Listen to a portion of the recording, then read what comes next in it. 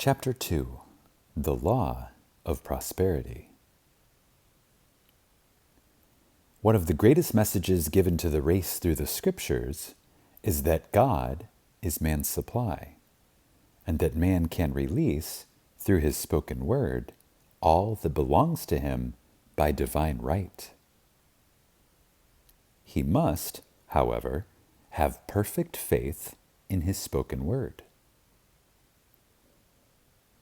Isaiah said, "My word shall not return unto me void, but shall accomplish that where it is sent."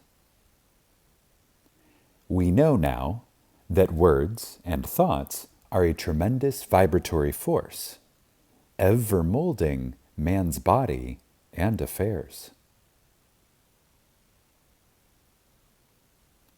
A woman came to me in great distress and said she was to be sued on the 15th of the month for $3,000. She knew no way of getting the money and was in despair. I told her God was her supply, and that there is a supply for every demand. So I spoke the word. I gave thanks that the woman would receive $3,000 at the right time in the right way. I told her she must have perfect faith and act her perfect faith. The 15th came, but no money had materialized. She called me on the phone and asked me what she was to do.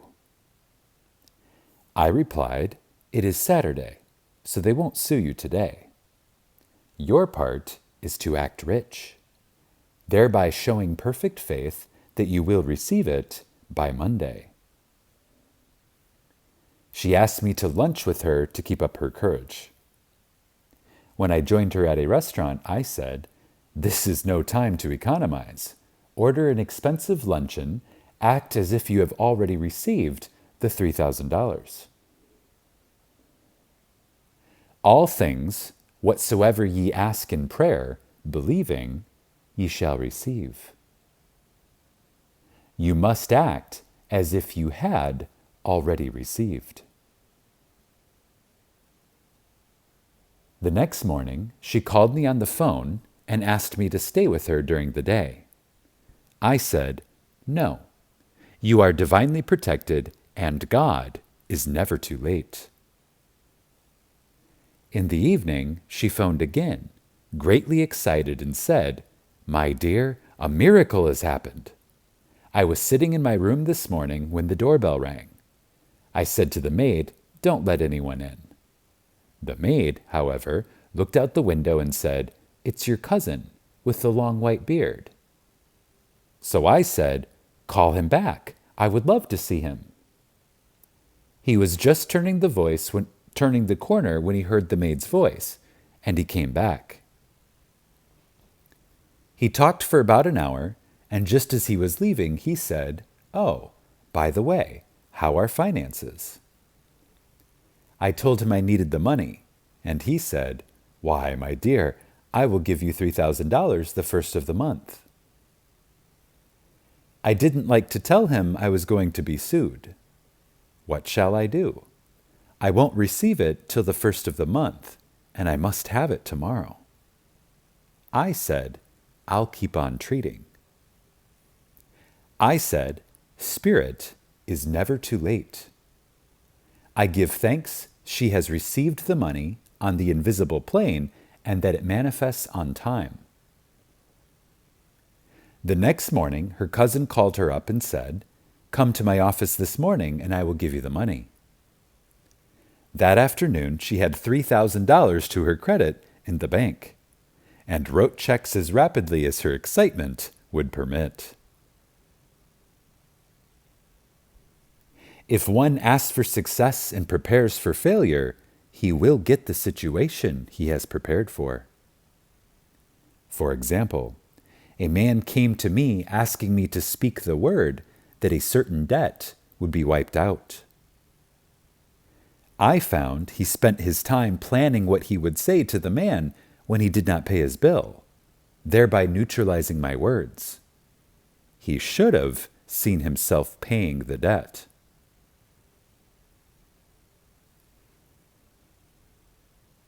We have a wonderful illustration of this in the Bible, relating to the 3 kings who were in the desert, without water for their men and horses. They consulted the prophet Elisha, who gave them this astonishing message. Thus saith the Lord, Ye shall not see wind, neither shall ye see rain, yet make this valley full of ditches.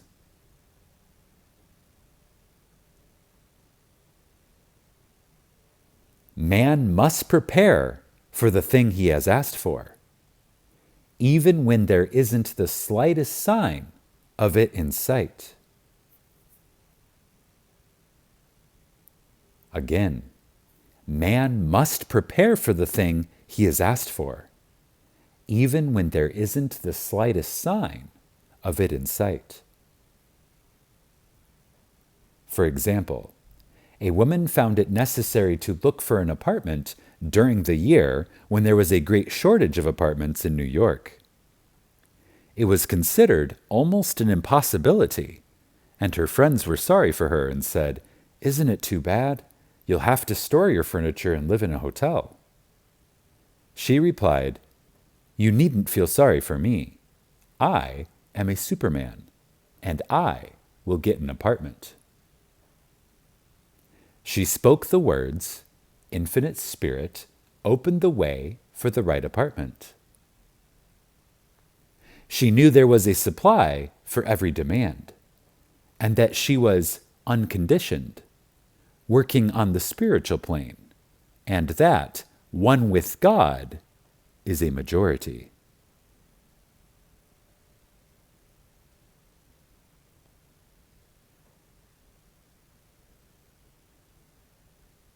She had contemplated buying new blankets when the tempter, the adverse thought or reasoning mind, suggested, "Don't buy the blankets. Perhaps, after all, you won't get an apartment and you will have no use for them." She promptly replied to herself, "I'll dig my ditches by buying the blankets." So she prepared for the apartment and acted as though she already had it. She found one in a miraculous way, and it was given to her, although there were over 200 other applicants. The blankets showed active faith. It is needless to say that the ditches dug by the 3 kings in the desert were filled to overflowing. Read 2 Kings. Getting into the spiritual swing of things is no easy matter for the average person. The adverse thoughts of doubt and fear surge from the subconscious. They are the army of aliens, which must be put to flight. This explains why it is so often darkest before the dawn. A big demonstration is usually preceded by tormenting thoughts.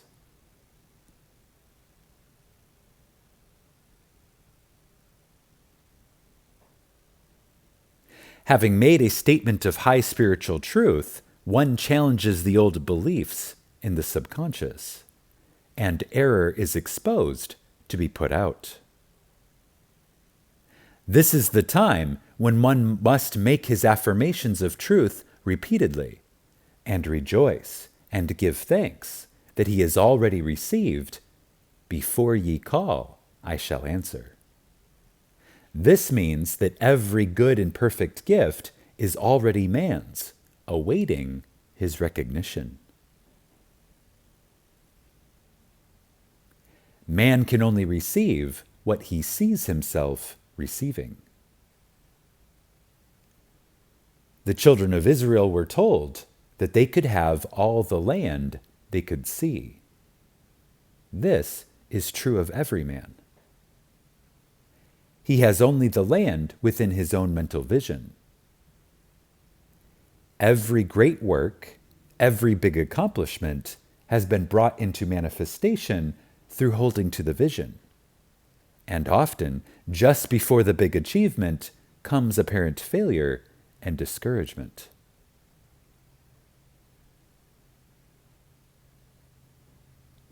The children of Israel, when they reached the promised land, were afraid to go in, for they said it was filled with giants who made them feel like grasshoppers. And there we saw the giants, and we were in our own sight as grasshoppers. This is almost every man's experience.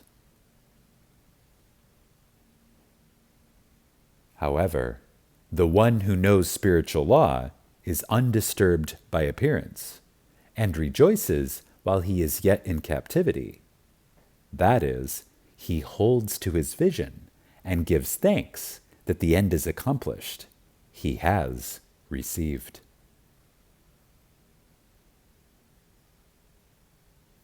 Jesus Christ gave a wonderful example of this. He said to his disciples, "Say not ye, there are yet 4 months, and then cometh the harvest. Behold, I say unto you, lift up your eyes and look on the fields, for they are ripe already to harvest." His clear vision pierced the world of matter, and he saw clearly the 4th-dimensional world, things as they really are, perfect and complete in divine mind. So, man must ever hold the vision of his journey's end and demand the manifestation of that which he has already received. It may be his perfect health, love, supply, self-expression, home, or friends. They are all finished and perfect ideas registered in divine mind, man's own superconscious mind, and must come through him, not to him.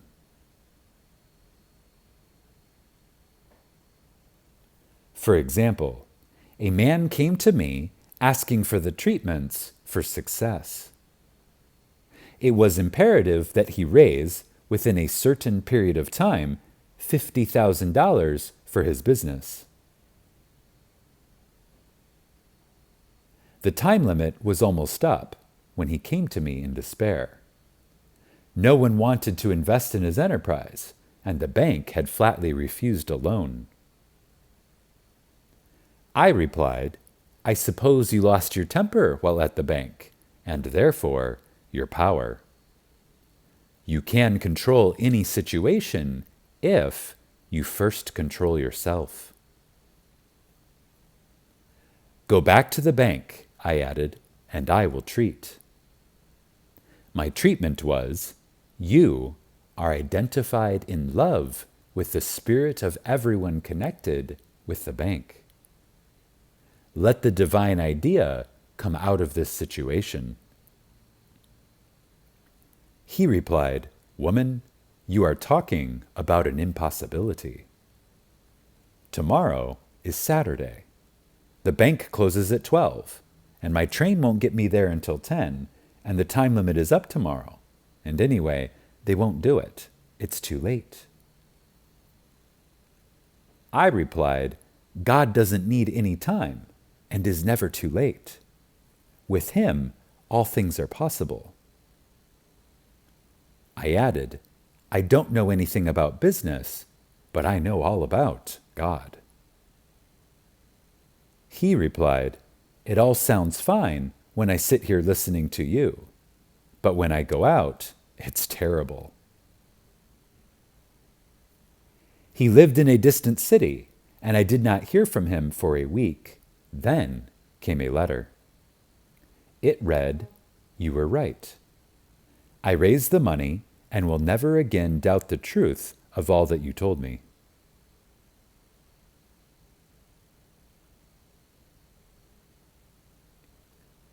I saw him a few weeks later, and I said, "What happened? You evidently had plenty of time after all." He replied, "My train was late, and I got there just 15 minutes to 12. I walked into the bank quietly and said, 'I have come for the loan,' and they gave it to me without a question." It was the last 15 minutes of the time allotted to him. An infinite spirit was not too late. In this instance, the man could never have demonstrated alone. He needed someone to help him hold the vision. This is what one man can do for another. Jesus Christ knew the truth of this when he said, "If two of you shall agree on earth as touching anything that they shall ask, it shall be done for them of my Father which is in heaven." One gets too close to his own affairs and becomes doubtful and fearful. The friend, or healer, sees clearly the success, the health, or prosperity, and never wavers, because he is not close to the situation. It is much easier to demonstrate for someone else than for one's own self. So a person should not hesitate to ask for help if he feels himself wavering. A keen observer of life once said, "No man can fail if some one person sees him successful." Such is the power of the vision, and many a great man owed his success to a wife, a sister, or a friend who believed in him and held, without wavering, to the perfect pattern.